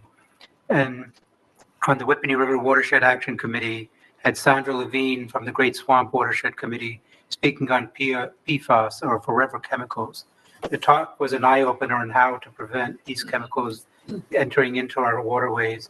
A recording of this talk will be at the Whippany River Group's website. And last week, in lieu of a regular TAC meeting, a presentation was given on distracted driving by Pamela O'Donnell of the Catch You Later Foundation. I'll let Mayor Guariglia tell more details of it, but I just wanted to it was about her story of how she lost her husband and 5-year-old daughter in an accident 11 years ago due to a driver who was seriously impaired. But what moved me most from Pam's personal story were the personal artifacts found in the car that belonged to her daughter. And this one was recorded on video, and but it's really another thing to see it in person. But I encourage anybody to see the video recording of this, and it'll be posted on the Township website. And as far as my remembrances, next Monday is Memorial Day Remembrance, and I have a personal story about one, although I never met him, but I know the family. And this is from Private Robert J. Moore. When I first moved in this town, I befriended him, befriended his brother, who was my age. He invited me to his home, and the first thing I noticed was a photo of a young man in uniform along with his military ribbons. I was told that he was my friend's brother, Bobby Moore, who was killed in Vietnam on April 4th, 1968, the same day as the assassination of Dr. Martin Luther King Jr. I didn't know the term at the time. I had met my first Gold Star family. My friend had mostly kept quiet about this in school, about his late brother. But however, both Morristown and Morris Township had honored him with plaques. Morristown is at the Bud Street Playground, and I had been at the opening ceremony over 50 years ago. Morris Township's plaque is on Jane Way in front of the recycling center for anybody who wants to see. I had then requested the family for any information about Bobby Moore. He was born in 1947 and grew up in Morris Township on Fairview Place and attended the local schools, graduating from Morristown High in 1966. He was inspired by his history teacher and enlisted in the U.S. Army, where he joined the 82nd Airborne as a paratrooper. Private Moore served with distinction during his time in country from 66 to 67, when the Tet Offensive began in early 1968. Many of us now know this action in history books, but our combat troops lived through this. On April 4th of that year, Private Moore's platoon was helicoptered in the area of Ap Nan Phu. His fellow troops underwent heavy fire, which led Private Moore to advance on a flanking position. This drew enemy fire his way and away from his main squadron. As he advanced further toward the enemy position, Private First Class Moore was mortally wounded. Because of his personal bravery and devotion to duty, Private First Class Robert J. Moore was awarded the Bronze Star posthumously. So along with the local plaques I've mentioned, Bobby Moore's name can be found at the Vietnam Veterans Memorial in Washington, D.C., along with his fellow platoon mates who were killed in action on the same day. For those of us who remember watching the news during that time, we would recall the tally announcement of those killed, wounded, and missing in action. On this particular day, when the news of Dr. King's murder was announced, the tally was announced for that day, and among those was Private First Class Robert Joseph Moore of Morris Township, New Jersey.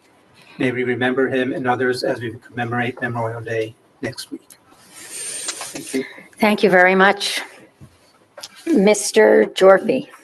Thank you, Mayor. I'll keep it quick. I wanted to thank the DPW and Annalise Rush for arranging the veterans banners along Woodland Avenue. And thank you, Mr. Quinn, for the help with that, too. I think that looks great.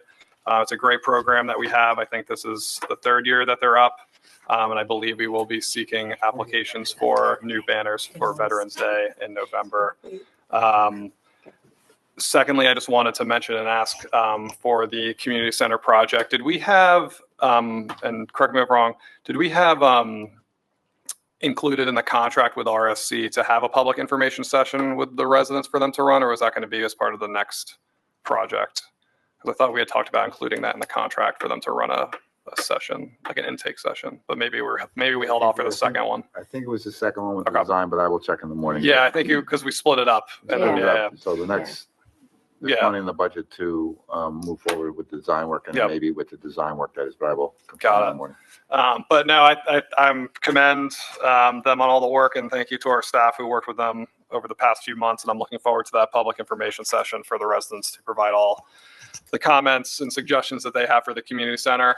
We have been getting some funds to help with this project. We have like 600,000 so far to start the engineering work and things like that, which are already paid. But obviously, we're going to need other funding. So it's going to take some time. There's $100,000 that was approved tonight to go towards this. Yeah, and in previous budgets, we had close to like 600, right? And change, yes. Yeah, so we're nearing $700,000 so far spent or saved up for this project. So, but as the gentleman from RSC noted, renovating the building could cost around $4 million, and then expanding it could cost another 4 to 5. So we will have to think strategically about how we're going to move forward with this. And I'm hoping that one day down the road, we'll be able to apply for some federal funding again to help with the improvements. Thank you, Mayor. We'll get it done, Committeeman Gyorfy, no matter, it might take a while, but we'll certainly get it done.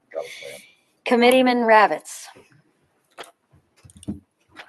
Thank you, Mayor. I'm also going to be brief. June 8th, Sunday, June 8th, from 11 to 2 is our second annual Pride Fest, Morris Township. It's going to be held at Ginty Field. I just want to remind everybody that all are welcome. Come as you are, come as you see yourself. So thank you for that. Also, just a congratulations to Kobe Schneider and Andrew Sullivan on their being appointed to probationary firefighter. Look forward to watching their careers progress here in the township. Also want to, again, say what a great presentation it was from RSC. Looking forward to seeing how this plan begins to develop over the next number of years, and how many cupcakes we have to sell to make it, $8 million. And lastly, I just want to say, as you go about your business, be kind out there, kind to yourself, kind to others, because kindness matters. Mayor? Thank you. Deputy Mayor Grayzel. Thank you. I also participate in the green team along with. I also participate in the green team with Mr. Jonnada, and I wanted to congratulate the team on the number of points that they put forward. We're going to meet our goal of maintaining our bronze status and getting us halfway towards silver status, and the team has been moving along very well with the help of a lot of people here at Town Hall behind the scenes. So I also wanted to give credit to the people at Town Hall who have been helping the green team meet all of the documentation that's been required for us to submit. I also, as a member of the police committee, want to acknowledge the permanent appointment of Dominic Pachado as a patrol officer. He successfully completed all the aspects of field training, as well as successfully completing his 1-year probationary period on the Morris Township Police Department. Officer Pachado is a local product here, raised in Morris Township, and it's really nice to always have local guys on our police force that really know the town, know some history, know some of the people as they patrol around town. So I wish him all the best in his role as a full-time patrol officer. For engineering, I want to point out that Woodland Avenue, if you are coming here tonight, has been the project to resurface the road with some added drainage has started. Next up, I believe, is Whitehead Road. Is that correct, Mr. Quinn? Yes, sir. Very good. And then after that is, do we have another resurfacing? We have Harder Road after the. Right, but Harder Road, yeah. The Harder Road is utility. going to be pushed back. Well, it was pushed back, and now the water utility will be doing the water main, and once they're done with the water main, that project should be done later this year. Right, very good. So infrastructure improvement. Okay, so that's an infrastructure improvement. For my general remarks, I just wanted to point out to the community, all of the ordinances that we passed tonight are pretty much related to infrastructure. As an engineer, I love infrastructure. And although we're spending a lot of money, it's going towards a lot of good things here in Morris Township. Related to that, let's see, that was it related to infrastructure. I had one last comment. We had previous discussions here on the dais. We didn't really have an in-depth discussion on EVs tonight because there were some more gas-powered vehicles on the agenda tonight, which is fine. But I wanted to alert the public that I did have the opportunity to meet with Andy Kim, Senator Andy Kim's local Morris County constituent services person, Matty Giffredo. we happened to have a conversation, and I took the opportunity, since it was fresh on my mind that we were going to have this discussion tonight, to point out to her, to relate to the senator, that we have an issue here in this country with supplying the municipal market with an appropriate number of electronic vehicles for our fleet use. As we had discussed earlier tonight, I suggested to her that the senator, as a member of the Commerce Committee, hold a hearing with car companies, the auto producers, to ask them why they're not supplying enough EV vehicles to the market, to the municipal market. And she's going to take that to the senator and get back to me on what might happen. But I just want to let the public know that I keep on raising the awareness of this issue to both our congresswoman and now our senator, and hopefully we'll get some resolution. As much as we want to do it here in Morris Township, we need help, right? We can't do it on our own. The state of New Jersey can't seem to move it along. So hopefully our federal officials can help us get more EV vehicles onto the market. That's it. Thank you. Thank you, Deputy Mayor. And Kathy Wilson, I know you're on listening, so great to hear that we're halfway to silver by the green team. That should make you very happy. So as far as my remarks, I have a couple things. I want to congratulate Max Hamilton, who's a Morris Township resident. He became an Eagle Scout on May 4th, 2025. It was an honor to attend the Eagle Scout Court of Honor in Morris Plains. And we all congratulate Max. I'd also like to congratulate the Center for Evaluation and Counseling, as they celebrated 3 decades of impact, resilience, and support for children on May 9th. Coffee with the Mayor was a success. We had a great turnout. We had a lot of suggestions from our residents. Believe it or not, we may even be seeing a kayaking club come to Morris Township in the future. So encourage everybody to please come out. And again, not only tell us the concerns you have, but please offer anything that you think would be interesting in the township. On the distracted driving presentation, Committeeman Jonnada is correct. It's a very moving presentation that Pam O'Donnell does. But one of the most important things is that it's very pertinent over the next 100 days, because this is when the most accidents occur during the year, during this time over the summer. And I also want to mention that Officer Pisciotto actually was at the distracted driving presentation. So that was very important that he was there to hear that as well. As far as the Senior Citizens Advisory Committee, they have been providing and they continue to provide their input into the community center, and they've actually gone to look at other community centers to help us decide what we'll do there in the future. And September 27th, 2025, there will be a health and wellness fair at Fairchild Firehouse. There was an EDACT meeting last night. They continue to work on a business social page. They'd like to get our local businesses to be able to share information with each other and with the public. They want to expand and develop this page as we go along. They're looking to have a fall festival for small business, possibly working with the NJEDA on some kind of incubator event. And they would like to locate or highlight a local business monthly, which I think Deputy Mayor Grayzel has also mentioned in the past. So that's something we'd like to see. I'd also like to congratulate Andrew Sullivan and Corby Schneider on the appointments from probationary class 2 firefighters to the Morris Township Fire Department. And I'm going to close and just mention that this month in May is Mental Health Awareness Month. And the theme this year is to turn awareness into action. Through shared experiences and mental health stories, we help promote open conversations and help reduce stigma. We continue to help build a more understanding world for those who live with mental health conditions. And every family is affected by someone with a mental health issue, covering a wide range of diagnoses. The 5 C's of mental health are a framework for building resilience and well-being: connection, compassion, coping, community, and care. So actually tonight there is a symposium going on in Hanover as part of the Mayor's Wellness Campaign and the struggles of middle school age children, which is really important. Recognizing early signs of stress or undue pressure, especially in our children, is key in getting the right help early. Many of us are fortunate enough to have the resources available to get the care that we need for our families, but we have to make sure that that access is available to everyone. Access to mental health care and the necessary resources is as important as any other health issue. And if you are struggling and feel isolated, you can call 988 at any time for help. Lastly, join us on Monday morning for a Memorial Day celebration honoring the men and women who died while serving in the U.S. It begins at 10 a.m. Please try to stay dry, and hopefully the sun will come out this weekend. There are currently 5 members of the public, 2 members of the public joining Zoom, and 2 members of the public here in person. At this time, we will open the meeting to public comment. We'll take comments from the in-person attendees first, and then we'll switch over to Zoom. Please raise your hand in Zoom if you would like to speak. Please state your name and whether you are a resident or not for the record. Please note that comments are limited to 5 minutes per speaker, and if you have questions you would like answered, your remaining time to speak will be yielded back for this purpose.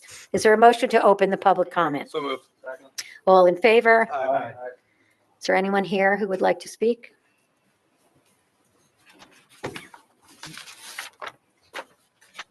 Hi, George Quillen, 9 Barbary Road, a house that might have a plaque on it, but probably not. That seems ostentatious.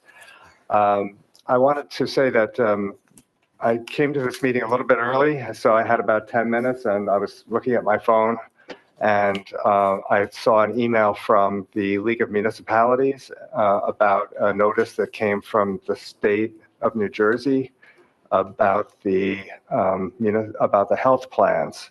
I don't know if any of you are aware of this already, but I saw that the league notice contained a link to the actual document that it was referring to. So I opened that and began reading it, skimming it really, because it was just a few moments before this meeting started.